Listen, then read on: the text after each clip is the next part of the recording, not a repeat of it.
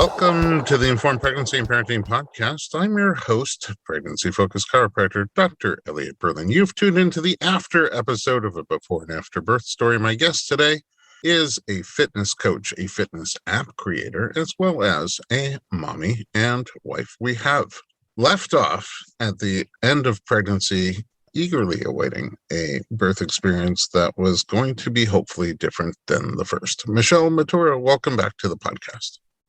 Hi, thanks for having me back. Congratulations. Thank you. Your life got even busier. It got even busier and even better. That's amazing. Okay, so as a little recap, you were planning this first birth experience a couple of years back, and your goal was unmedicated birth at the hospital vaginally. And then things kind of got weird when you got a pelvic exam by your OB. And then maybe the water was broken, if I'm remembering this correctly. Mm-hmm. Yeah, And they then did you the got fetal induced, monitoring. and it all snowballed into a cesarean birth. Yep, sounds about right. And then you were pregnant again. And, you talked about what was your goal for the second birth? Did you have a goal? What was your goal? My goal was to have a peaceful, healthy delivery and a VBAC. That was just what I really wanted. Obviously, whatever I had to do to have the healthy baby and stay healthy, but I really wanted to have a successful VBAC and having a peaceful experience all around. So that's what I was shooting for. But because of my first experience that I had, I was really scared for the second one. I didn't want to go through all of the whole trauma of it all. The trauma of things getting out of your control? Yeah, like the loss of control, the unknowing. It was an unplanned C-section. So going into that, not really being as educated as I could have been, not being as confident in myself, and listening to doctors because I was intimidated that they're doctors, they must know what's best, and the chaos. Like everyone would tell me, not everybody, there was just a lot of moms that would tell me how beautiful their experience was. And I was like, how? How is giving birth not traumatic? I can't imagine relaxing while giving birth. Those two things don't go together. So, I mean, because what you're saying doesn't always go together, right? Is a peaceful birth that's also a vaginal birth after cesarean. Let's go back. Why was unmedicated a desire of yours? Well, I don't know if I would use like unmedicated entirely. I just didn't want to be completely sedated. I didn't want to be to the point to where I was unable to hold my baby. I was unable to keep my eyes open, which hindered me from connecting with the baby. And that was my main concern. Like right after my cesarean, they handed me midnight and they were like, okay, now it's time to nurse. And I was like, what? Like, I can't even keep my eyes open. Like, how am I supposed to hold this child and care for them? I can't care for myself right now. I was nodding out, like fully nodding out, just complete loss of control. Yeah. Okay, so you didn't want a repeat of that. No, but I hated I was it. talking about before that, when your plan for your first birth was a sort of a natural birth before it went cesarean. Why was that something that was important to you? I felt like it was important because I just wanted to see if I could do it. And I also am not big on pain meds. It's something that I just, for my personal preference, I don't judge anyone who does it. I don't have anything against it. Just for my personal preference, it was something that I felt I could do and I wanted to try. I wanted to be as connected, grounded, and clear-headed as possible through the experience. And I just felt like I could. I feel like mentally and physically I was capable. And that's why it was a goal of mine. But, plans change. Did you weigh in terms of risk benefit the two options? I mean, really your options were repeat cesarean or going for the vaginal birth after cesarean. Did you find pros and cons in both of them? No. I researched everything and I just was like, if you actually do the proper research and talk to educated sources and other doctors who advocate for it and other mothers who advocate for it and midwives and doulas, you've actually so many more pros for vaginal versus cesarean. And just in recovery alone, it blows my mind because so many people paint a picture of how scary a vaginal birth after a C-section is, and the things that could happen are terrible. And so you're almost told like, oh, once you have a C-section, you always have to have a C-section. Or, even my own stepmom was trying to convince me how dangerous it was and how she knew someone who knew a nurse that said it's bad, and I was like, well, I can't let fear drive the bus, because if that's the case, and I let fear drive anything in my life, especially something so incredibly intimate that has to do with my body and my experience and my baby, then, I'm never going to be able to be at peace in my body and in my mind. And that's what I really wanted. And so I dug and I searched and I helped put together the best team that I could and especially learn and be open to my own faults, open to my fears and vulnerabilities. And that's what I did. I had to do the work. I mean, is there a highlight or two of things that you learned about yourself and or about the process? Yeah, actually with you, you and my doula, Sarah Levon, like you guys are a dream. I can't imagine the experience being what it was without the two of you second time around. First of all, you have like the most healing hands, and you were able to help my mind and body connect by loosening my body, and then also reminding my mind it's okay to let go. It's okay to trust. It's okay to trust the process, to trust you, to trust my body, most importantly, and to trust like my body will know what's going to happen.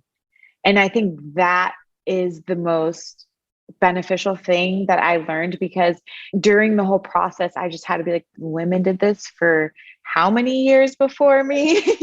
Right.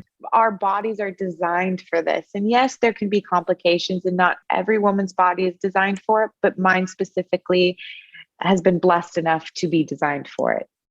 And you're also really good to your body. I try. Well, no, you're really good to your body. And so usually when you take care of your body, they return in kind. Mm-hmm. But it's my mind. My mind works for me or against me. And that was something I really learned about myself. Mm-hmm. It could be a superpower or it can cripple me. And to watch how powerful my mind is when it's working for me, like, wow, it's beautiful. It's euphoric when the two connect, together for you. Wow. I mean, you're making me want to go see myself. Schedule a visit, but I can't get in with me. All right, so let's take a break. When we come back, we'll find out how you got ready for your birth and then the rest of the story.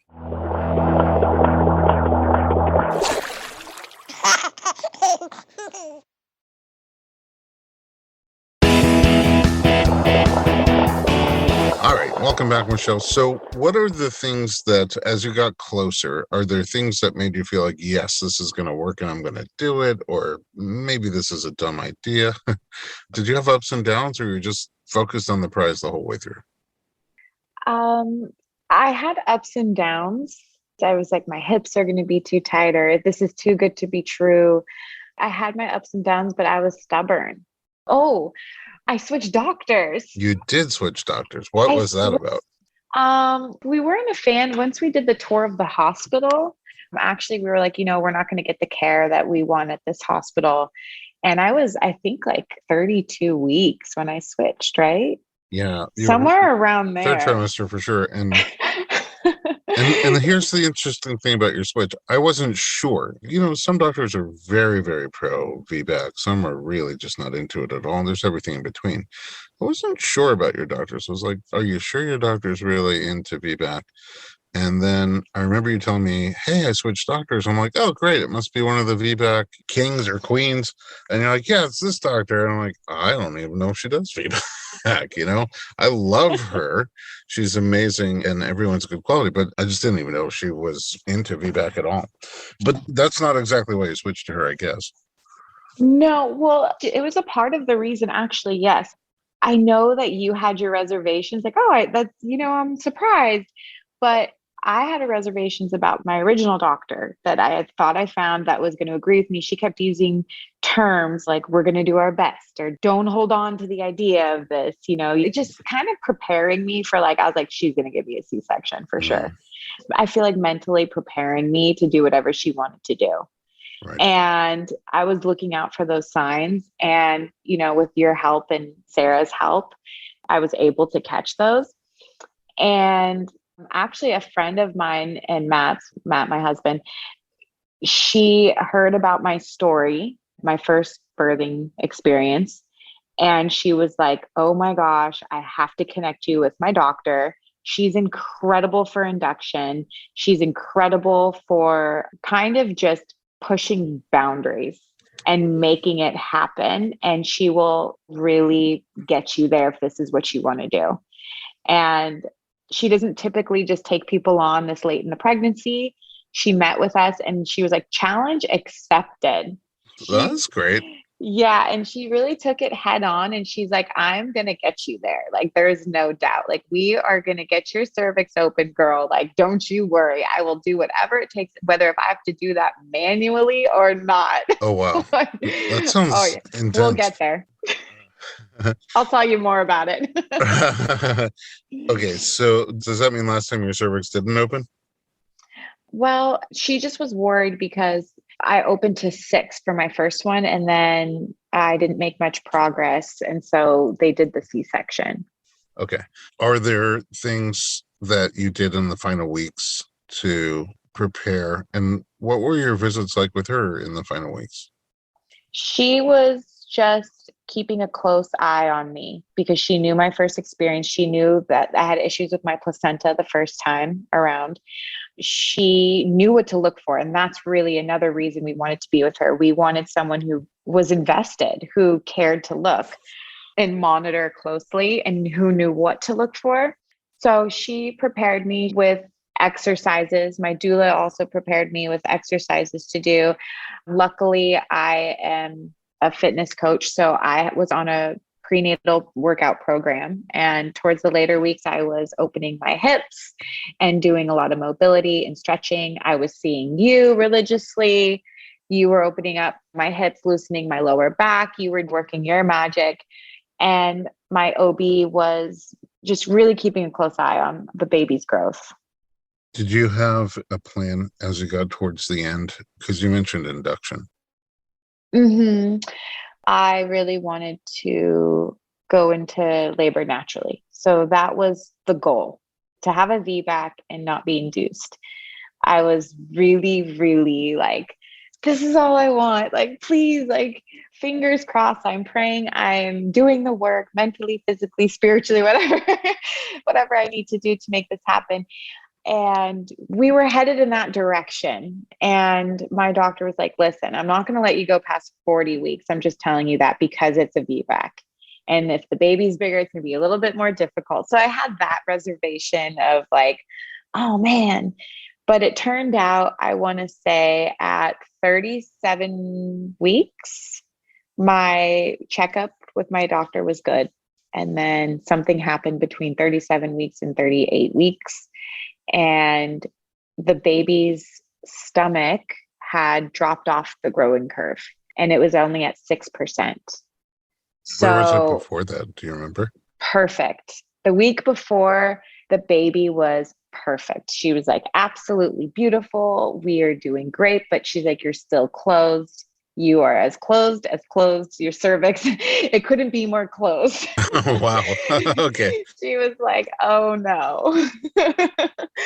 So everything was good for then. But then when I had gone back to the next one to check to see if my cervix opened, she did plan to start doing a process where your cervix starts to shed. So she wanted to sweep your membranes? Yeah, she wanted to sweep my membranes. So you must have been a little bit ripe and or dilated. No, she wanted me to be. So that was that appointment. I was supposed to go there to do that, but I was completely closed. Yeah. And then when she did the ultrasound, she was like, whoa. And she got very serious very fast. And she just was like, hey, I want to send you to a specialist. And I want someone to take a better look at this. I want to deeper ultrasound. I need you to go see someone today, actually. Wow. Okay, that sounds scary. Yeah, it was scary, especially for me, like, and trying to stay calm. I don't remember if I called you. I probably did. We I talked, know. yeah. Yeah, I know I called Sarah immediately and I was just like, do I need to be worried? And is this happening again? And are you free tonight? And I don't know what's happening. Please be on call. And I went to the specialist and I knew something was off because she kept having me go back from the fetal monitor to the ultrasound back and forth. And I said, my OB said that she would like to speak with you on the phone and you could do it in front of me because, she said I could be in the room while you guys talk and figure out what's going on. And she wouldn't talk to my OB in front of me. And she was like, everything looks fine, like kind of just blowing it off a little bit, but then asking me what my plans were, what I wanted. And she said, you need to get the baby out. And I was like, okay. And I said, could you wait till Monday? I was like, can this wait till Monday? And she was like, well, I don't know. I'll talk to your doctor and see, what the best plan is and when her availability is. And she's like, if we could wait till Monday or Tuesday of next week, sure. And as my husband was working all weekend. He had music videos, I think had a show. I don't know. He was back to back all weekend. And I was like, all right, well, he has a busy schedule. Can this wait? Yeah. I mean, he is a musician, so it's not like he has a 9-to-5 job that he could just take off a few days. Yeah. So I was trying to work with it. And because she was kind of calm, I didn't think it was that serious. And then my doctor called me the second I left the office and she's like, we need to induce you tomorrow. Oh, wow. And she's like, we need to get the baby out. She said that you have the ugliest placenta she has ever seen. And the baby is not okay. So far you have 2 awards, a cervix that is as closed as a cervix could possibly be, and the ugliest placenta. Can you believe? She goes, I'm just going to give it to you straight. This is what she said. She said, you have the ugliest. I was like, it was ugly. But yet she didn't want to say that in front of you. No, she didn't. But my placenta had completely calcified. It was. Oh, wow. Yeah, it was a thick wall all around the baby of calcium, and the baby was unable to grow. It was smushing him. So somehow you canceled stuff. Yeah. And so, Matt made do. He was just like, stop everything. Like, let's do this. We're about to have a baby. And he's just so positive when it comes to, the first one and the second one. And I'm like always looking at him like, waiting for him to have some sort of meltdown or reaction. And he's like, yeah, we're about to be parents. I'm like, no, this is kind of scary. He's like, yeah, we're doing this. Let's go. Pack my bags. Oh, I love that. Yeah. I love that. And I bet you're the opposite when he needs that. Oh, no, I'm cool, calm, and collected with him for sure. For sure. So you have each other's backs, and I also have your back, so to speak. You do, Dr. B. I miss the dad jokes. Well, there are plenty. Come by anytime. All right, so your cervix is pretty closed, your placenta is pretty ugly, and it's time to get the baby out. And, it's already shifting from your plan that you were going for not being induced. Let's take another break and find out how this turns out.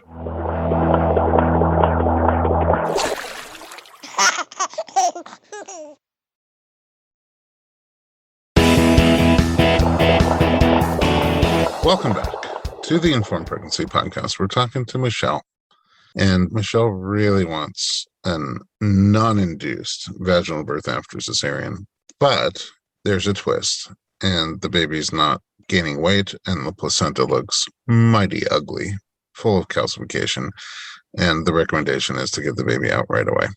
So did you have everything packed and ready to go? Yeah, my type A personality comes out when I'm for labor and delivery. Yeah, I think I knew. And so I was nesting pretty hard the 3 weeks before, with the car seat, the nursery, everything. I was ready. I was like, this could be too good to be true. I'm just going to get ready 3 weeks early. I think it's good because 37 weeks is term. And after that, you're in the zone. Yeah, you're in the zone and you're nesting hard and you're waddling everywhere. So I was ready. So when you're going to the hospital and you know you're not really dilated and you want to have a VBAC, are you still positive about it in your mind, or are you starting to get a little nervous? I was totally surrendered. I had Sarah next to me, just keeping me so calm, and Matt next to me. We're like, hey, and she would just remind me, ebb and flow, ebb and flow. Really keep your mind in the game. You know, that's what we can control is your mind, and the baby's okay and you're okay. And so for me, like I was laughing and smiling and You or you? yeah, and Sarah was great. She put her twinkle lights up for me. I put jazz on. I just was Uh, like, I'm leaning in. I'm leaning into this experience and I'm not going to have any resistance. I'm just going to melt into the situation. did they tell you ahead of time what the plan was for induction, how they were planning to induce you? So, because of my cesarean, I wasn't able to use Cytotec. At 8 o'clock, we planned to induce labor. So we settled in the room and we just got straight to it with the Pitocin. But you were still not dilated at all? Zero. Wow. Okay, so Pitocin always starts at kind of low dose. Did you feel any effect from it? Yeah, like my body was responding really well to the Pitocin. And I do have my notes here from Sarah. It says, no contraction spouts seen on monitor, but nothing significant. So an hour and a half later, we called the doctor and they started me on the Pitocin. And then they gave me the IV fentanyl and they placed the balloon fully. So you were dilated enough to get the Foley in. Yes, so the Pitocin dilated me enough to get the Foley in. You're saying IV fentanyl? You didn't Yes. have an epidural. No, not yet. So you had the fentanyl, and was the purpose of the fentanyl to just try to keep you a little bit, take the edge off the pain, help you relax? No, so getting that Foley in is excruciatingly painful. And my doctor is not gentle. She's going to get that in because my goal is to have a VBAC and I'm not dilated very much. So they gave me the fentanyl and she manually went in there and opened it up and got that Foley in there. And so when I did that, I didn't make a peep. I breathed through it. I deep breath in, deep breath out, and released. And when I finished that, the nurse in there and my doctor and Sarah were all taken back. They said they've never even seen someone not even flinch during that. And they were like, there's no doubting that I would be able to do this with no meds. I knew that I could do it. I handled it very well, to say the Yeah, it least. sounds like it, because even though the IV pain meds help Oh, minimize what you're feeling, you could still feel stuff. oh yeah. No, minimize is to put it lightly. Like you still feel everything. You feel it for sure. I can't say firsthand, but that's what I'm told. Okay, so they put in the Foley, and Mhm. then what?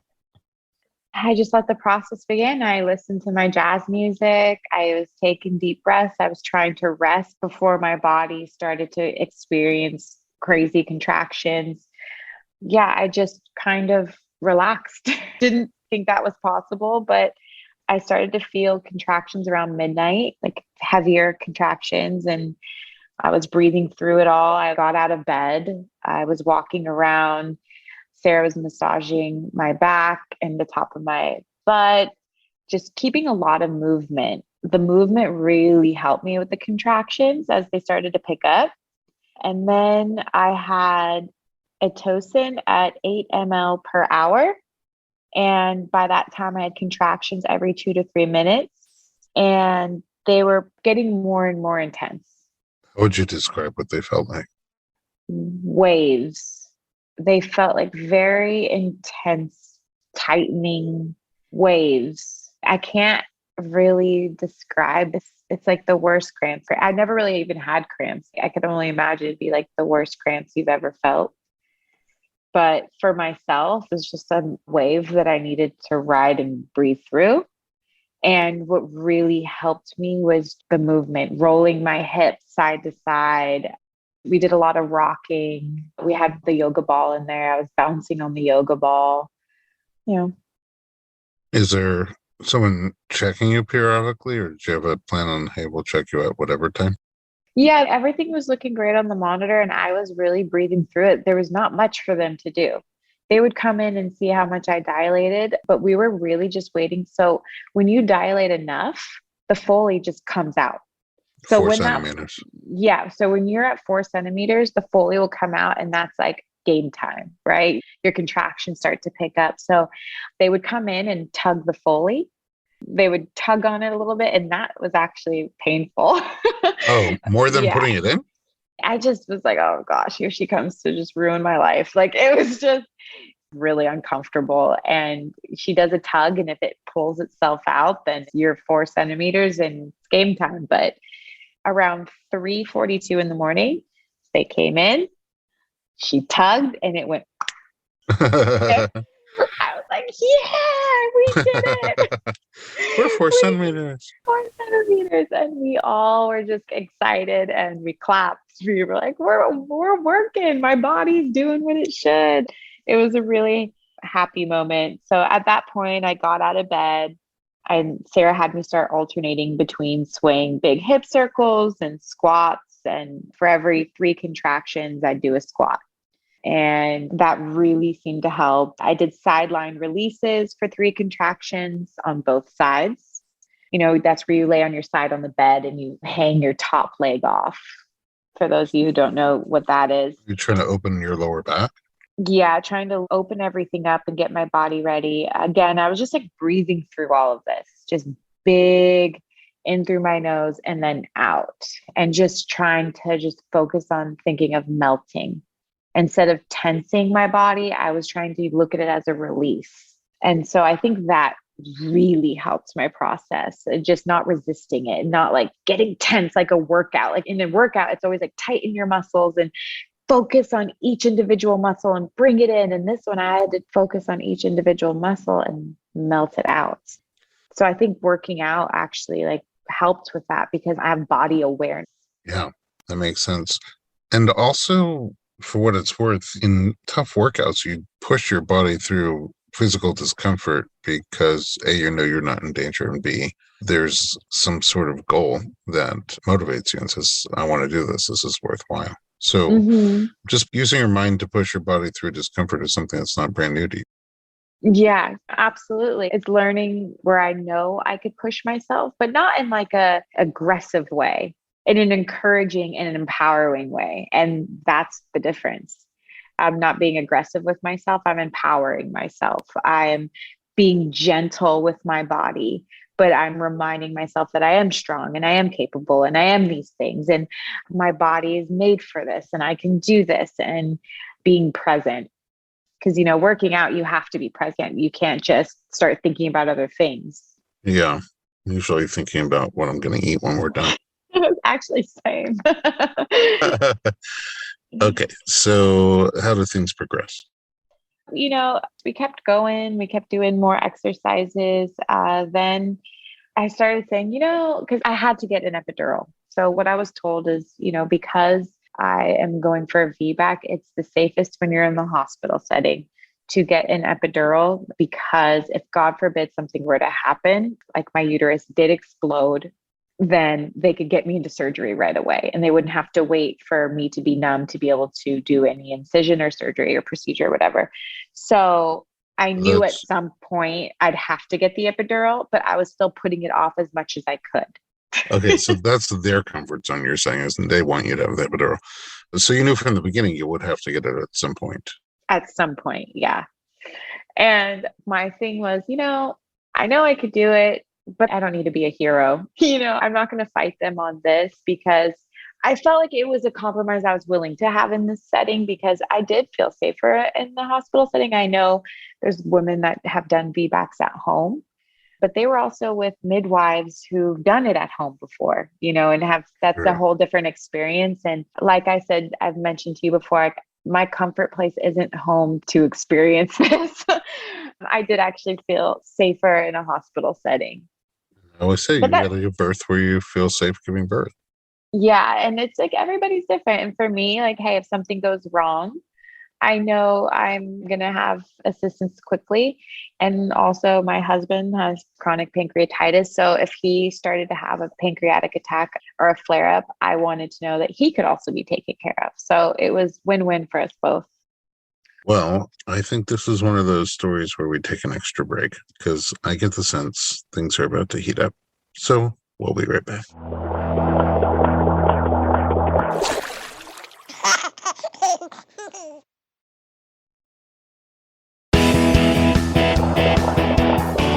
Welcome back. We're talking to Michele. She is doing amazing. First of all, you have a little bit of IV pain med, and then you have catheter, your balloon Foley placed practically with a smile on your face. And then you have Pitocin going, and people are tugging on that balloon once it's inflated to see if it'll come out.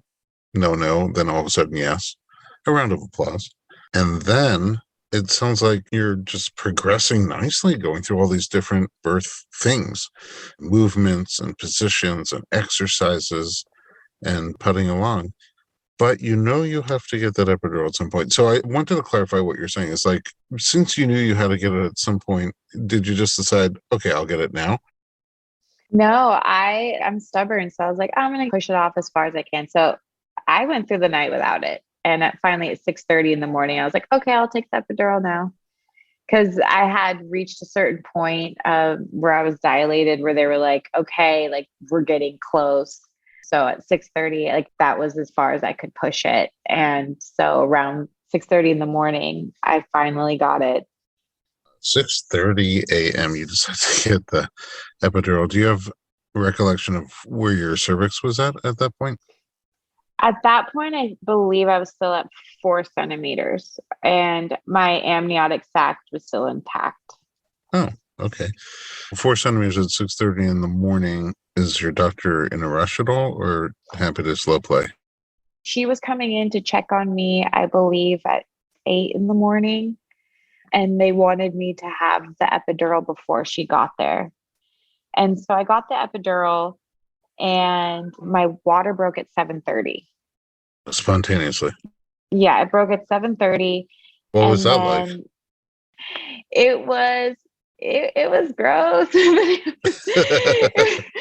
It Where was were you? that I was in the bed, which was fine, but I was like, I think my water broke. And they were like, yes, it didn't break fully. So the nurse had to come in and fully help the situation out there. But then we changed everything. And I was still like not dilating very much further. And so I was getting a little worried at this point. My doctor came in and she checked me and she worked her magic down there. And she's like, take deep breaths. And she's like, I'm just going to get you to 6. Oh, wow. So she manually helped you along. Yes. And so she said, I told you I would get you there if I needed to. I just need to get you past 6. I need to get you there and I need you to let your body do the rest, but I'm just going to help you out. And that's another reason they wanted me to have the epidural. So that was next level. Another breathing, surrendering moment for me. And so with the epidural, you could still feel that happening? yes. And so that was the thing is I ended up having to request more epidural because I was like, okay, well, if I'm going to have it, I'm going to have it. Yeah, that makes sense. Yeah, if we're having the epidural, I want to make sure it's working. And my doctor was like, well, I have some piano lessons and I think you're going to be a while. So I'm going to go take my piano lessons. I can't really get out of them. So I'll come back around noon. We're most likely going to have a baby around noon. So she was cool about it. She was ready to let me do my process. She just wanted to make sure that my cervix was opening. And she felt great that she was able to get me to 6.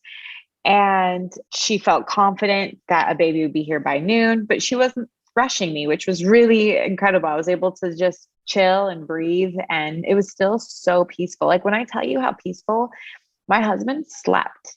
Like he slept all through the night. Dr. B, I didn't make a peep. It was just a mood. I was vibing. I can't explain the peace that I felt. I never felt such calm peace, like groundedness from myself. And that's before the epidural. Yeah, that was before the epidural. That was after. Like I said, we were cracking jokes. I was resting when I could. I was just like, wow, like this is happening. This is unbelievable. So then I started to feel like right after she left, I was like, I feel like a really crazy pressure.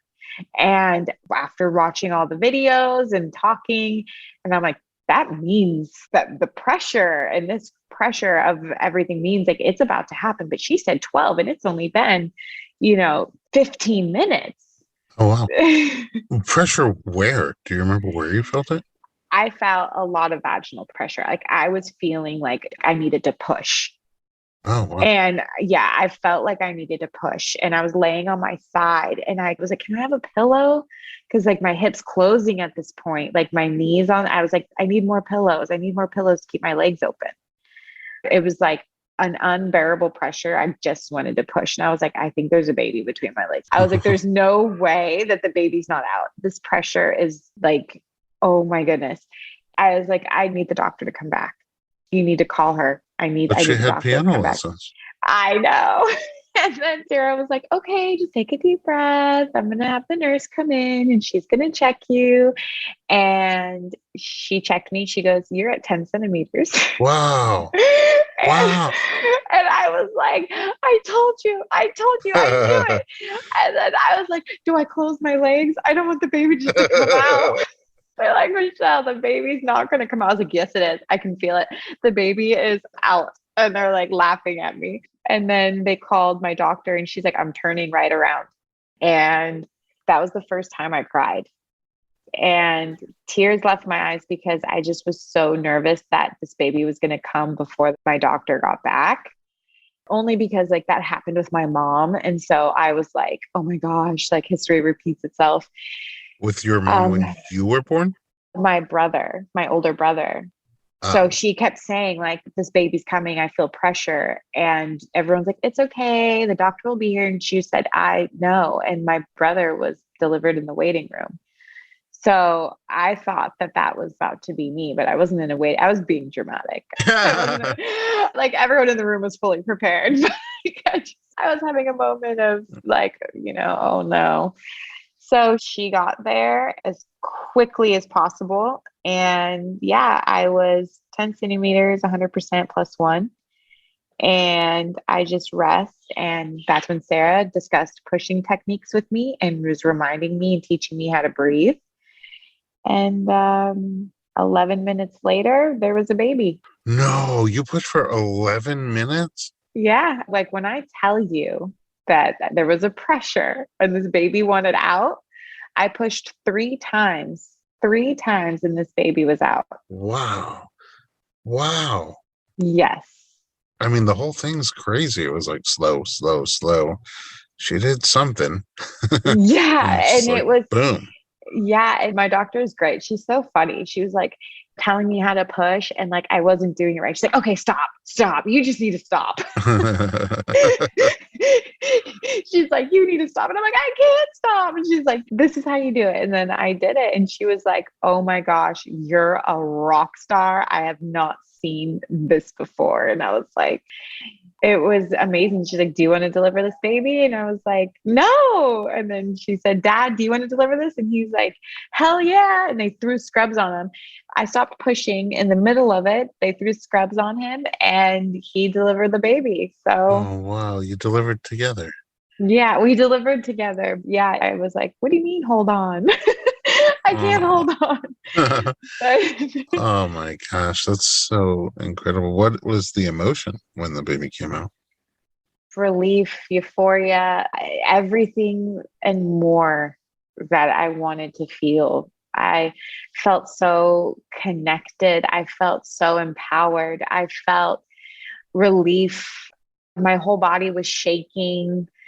I was able to hold him and feel him and do skin to skin for an hour without him having to get taken away because I had to get sewn up. I enjoyed it. I just held him and FaceTimed my whole family. There was like 13 people on FaceTime and we were all crying and smiling and it was just peaceful. and beautiful and everything I could have hoped for. That's amazing. I'm so happy for you. Yeah, thank you. It was unbelievable. Like we bonded, he latched on right away. Everything just happened the way it was meant to. Did you And tear? no, not No at all. tearing on an 11-minute Nope, birth. nope, no Wow. tearing. So how Uh, was recovery then over the next couple of weeks? 4 days later, I went to the iHeart Awards with my husband because he won an award. I saw the clip of you. That was mind blowing. Do you realize if you had a cesarean birth, you'd still have been in the hospital? Yeah.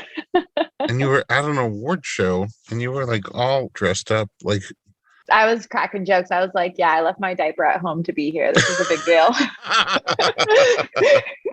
I was like, this is a big deal that I'm here. that was incredible. That blew my mind. I saw a clip of that and I was just like, wow. Speechless. Yeah. I don't know how you had the mind to do that and the energy to do that. And gosh, and where your bump went like overnight. Yeah, I know. I'm telling you, those workouts. It was, other than the swelling, my uterus had to take its time to go down, but I threw on some Spanx and was like, don't pay attention to what's going on under the dress. I felt good. Yeah, I was all taped up and had Spanx on and a maxi pad the size of, Florida, but Oh, it was fine. It was great. I wore heels too. I just powered through. I mean, if you can give birth, you could throw on some heels. yeah. I mean, You can handle that. that really blew my mind. Wow. Okay. And then over the next couple of weeks, good recovery? Yeah, I tried to be more gentle with myself versus the first time. The first time, like I said, it was hectic. We had the pandemic, we had a lot of things going on. I had postpartum depression. I didn't have a ton of help because, lockdown. We couldn't see our family and we had a newborn baby. It was a lot. This time I had everything ready to go. We had the support we needed. I was gentle. I recovered so much faster. Wow, I recovered faster. Like my body just was made for it. It bounced right back, especially because I didn't tear. It was great. Wow. Well, congratulations. Thank you. Thank you so much. Yeah, it was great. I mean, I can't thank you enough. Like I said, between the perfect doctor, the perfect chiropractor, and the perfect doula, like I felt like it was the A team. I did the work and I had the support, and, working out helped so much, taking care of my body, eating clean. All of it really helped my body prepare.